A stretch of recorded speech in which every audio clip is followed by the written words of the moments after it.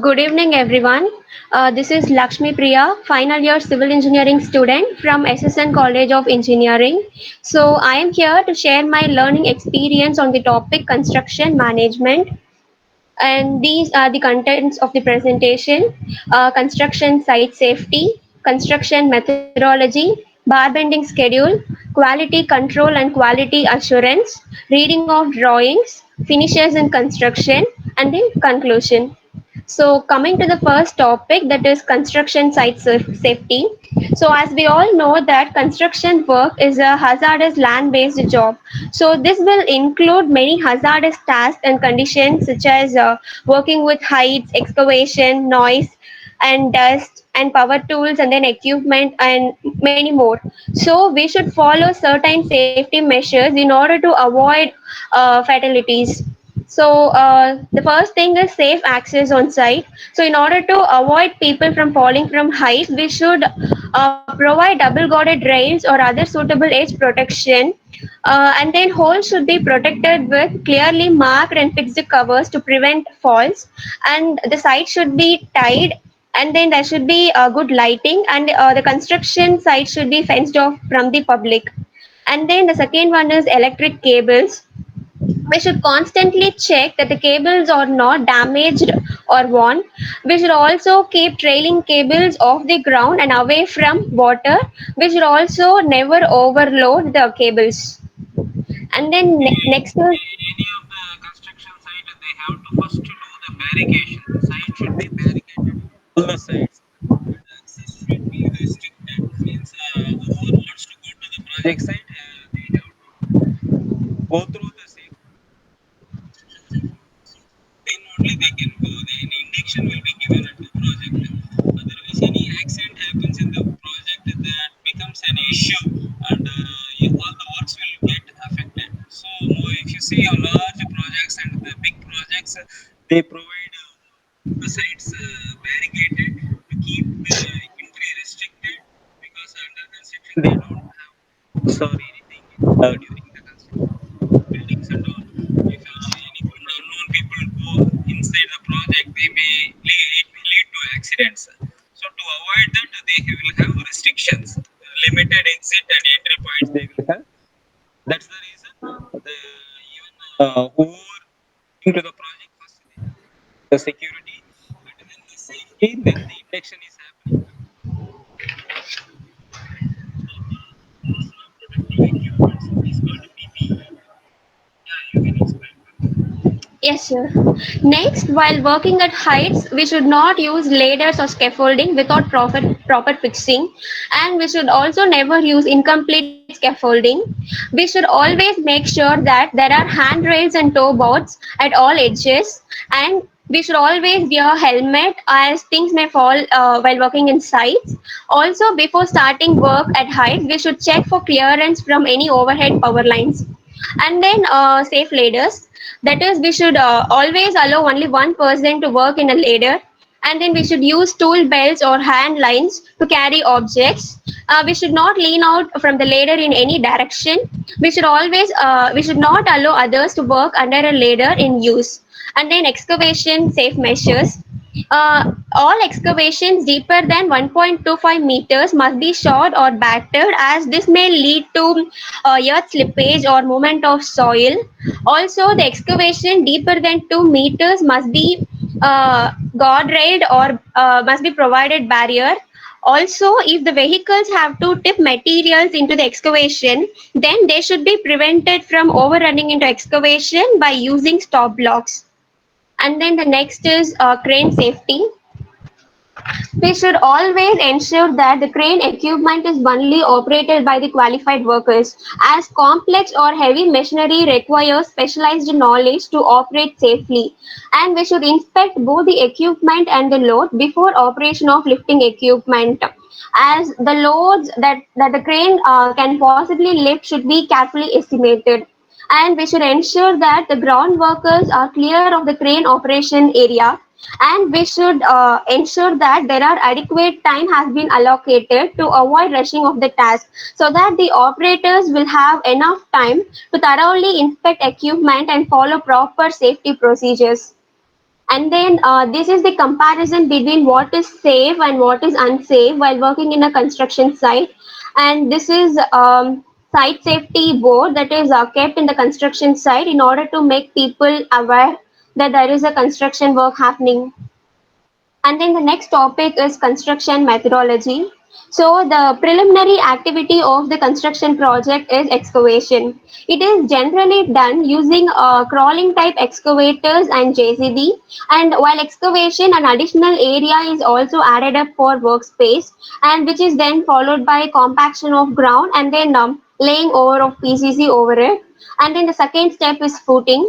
This is done by erecting reinforcement, and then shuttering activity is carried over for concreting, and then the plinth beam is constructed in which is followed by raising of columns. And then the next is form work. So this is the support structure for concrete casting. So this is the process of creating a temporary mold into which concrete is poured and then formed. So the different types of formworks are steel formwork, wooden formwork, and aluminium formwork. So the steel formworks are used in large projects or in situation where large number of reuses of shuttering is possible. And wooden formwork is generally used in all construction sites because it is very easy to use. And then the third one is aluminium formwork. It is used in large projects because of its lightweight and it is very easy to handle. It is also cost effective for mass production, and its panels can be reused over 100 times. And then use of cover blocks. It is used to maintain a specified distance between a rebar and shuttering.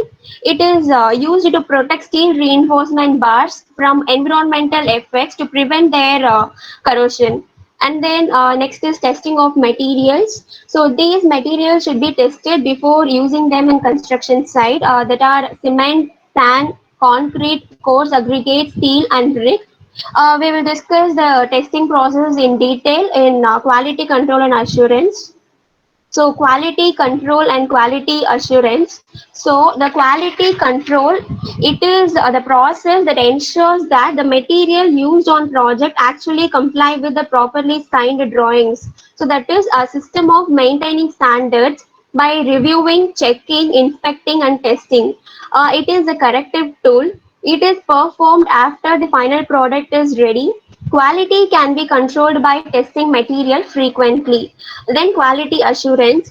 It is the planned action necessary to provide adequate confidence among the concerned people that the work will satisfy the quality requirements. It is actually a managing tool. It is performed during the project, and these are the tests that should be performed before the using the testing materials in construction in order to check their quality.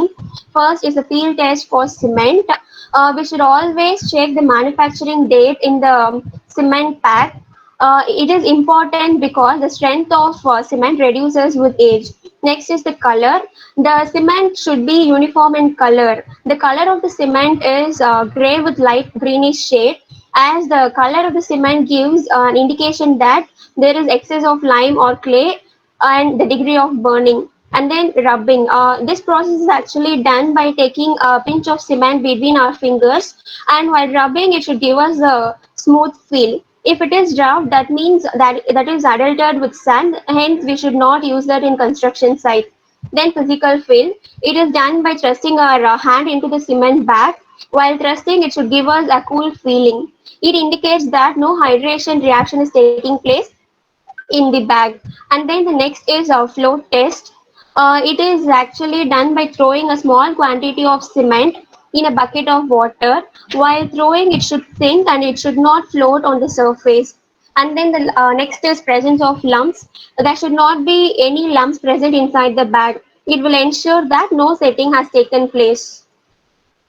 And then the last test is the shape test. It is actually done by taking 100 grams of cement and we will make that into a stiff paste. And then in the use of the paste, we will prepare a cake with sharp edges, and it is then put on the glass plate, after which it is immersed in water. After immersion, we should observe that the shape shouldn't get disturbed while setting. It should be able to set and attain strength as cement is capable of setting under water. Then the field test for bricks. The first one is water absorption. In this test, five bricks are taken and then the bricks are weighed. After the bricks are immersed in water for a period of 24 hours. So after immersion, the bricks are then weighed again. The difference in weights are then calculated. The calculated weight should not exceed 20% of the average weight of dry bricks. And then second one is visual inspection. In this test, the bricks are closely inspected for its shape. The bricks of good quality should be uniform in shape and should have truly rectangular shape with sharp edges. And then efflorescence. This test is conducted to know the presence of soluble salts in brick. If there is any white or gray color deposits after this test, then it contains soluble salts, hence it should not be used for construction. Then dimensional tolerance. In this test, 20 bricks are selected at random to check measurement of length, width and height. If it has to be checked for length, then it has to be placed as shown in the first pic. And if it has to be checked for a measurement of width, it should be placed as shown in the second pic. If it has to be checked for measurement of height, it should be placed as shown in the third pic. And after checking, the variations in dimensions should be allowed only within the limits of plus or minus 3 percentage for class 1 brick and plus or minus 8 percentage for other class bricks. And then the next is hardness test. In this test, the bricks are a scratch is made on the brick with the help of fingernail. After scratching, if no impression is left, then this means that the brick is sufficiently hard and we can use that in construction. And then next test is soundness. In this test, two bricks are taken, one in each hand, and they are struck with each other lightly. A good quality brick should not break, and we should it should produce a clear ringing sound. And then structure. In this test, a brick is broken and its structure is examined for whether it is homogeneous, compact, and free from any defects such as holes or lumps. If we can see any such defects, then it should not be used in construction site.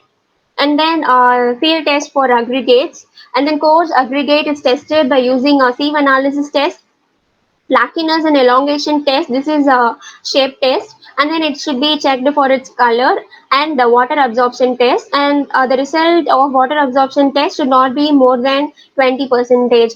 And for fine aggregate, it is tested by using sieve analysis test and silt content test. And then next is quality test on steel.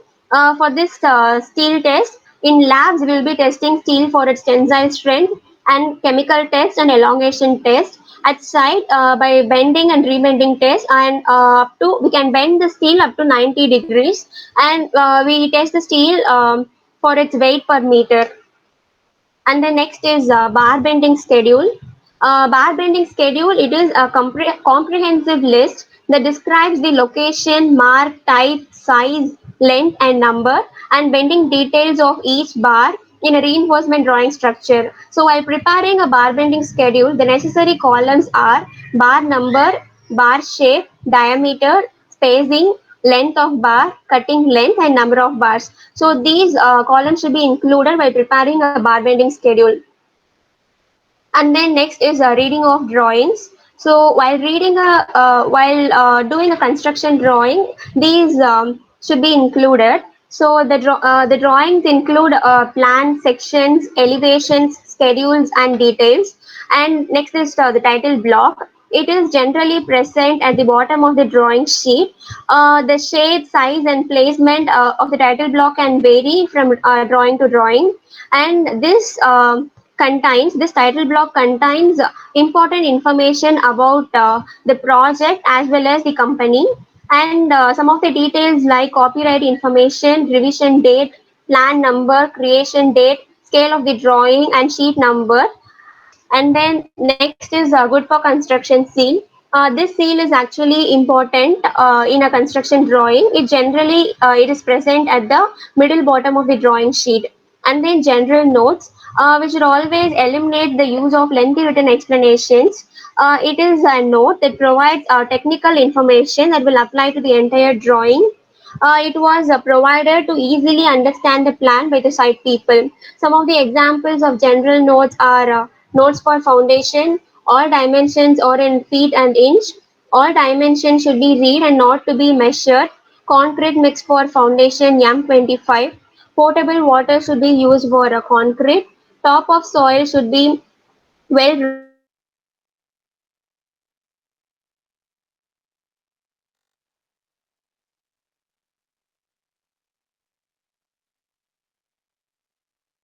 Foundation should be examples that can be used in general notes. And the next is the legend. So is it the legend is used to define the symbols in the drawing, as you can see in this picture. The legend, when learning how to read construction plans, one of the most important component is the legend. And then the abbreviations. So like symbols, abbreviations are also common while doing structural drawings. So these abbreviations are used to determine shapes, process, and even dimensions of the components. So some examples are DP, which stands for depth, and DIA for diameter. And then schedules. Some drawing sheets also consist of bar bending schedule tables along with the structural member sections. It includes the details of detailed bar bending schedule with bar diameters. It is written in the form of table. And then next is finishers in construction. So the finishers are used in the final part of the construction. For it is used in forming the final surface of an element. It helps in protecting the element from impact, water, frost, corrosion, abrasion, and it seems to be very decorative. And the types of building finishes are the first one is plastering. It is the process of covering various surfaces of the structure with plastic materials such as cement mortar, lime mortar, or composite mortar. It is it helps in obtaining an even, smooth, regular, clean, and durable surface. And then next one is painting. It is the process of coating with paint as a final finish to all surfaces such as walls, ceiling, woodwork, metalwork. It helps in protecting all those things from weathering effects, to prevent the decay of wood and also to prevent corrosion in metal. And it helps to obtain a clean, colorful, and pleasing surface. And then next is varnishing. It is the process of applying varnish to the wooden surfaces and also to the painted surfaces. It helps in improving their appearance and to protect them from atmospheric actions. And then next is distempering. It is the process of applying distemper over the plastered surfaces. It is lesser in cost than paints and varnishes. It helps in safeguarding them against weather effects and improving their appearance. So the distemper generally consists of whiting, that is chalk, and casing as which acts as a binder, and suitable proportions of colors. And then next is flooring. Flooring is a general term for a permanent covering of a floor or for the work of installing such a floor covering. So floor covering, it is used to describe any finished material applied over a floor surface to provide a working surface. Then next is joineries.